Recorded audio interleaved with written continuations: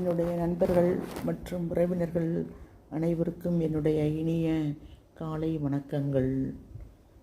தியானம் மற்றும் பிரார்த்தனையில் தினமும் மனதார நாம் சிறிது நேரம் ஈடுபட வேண்டும்.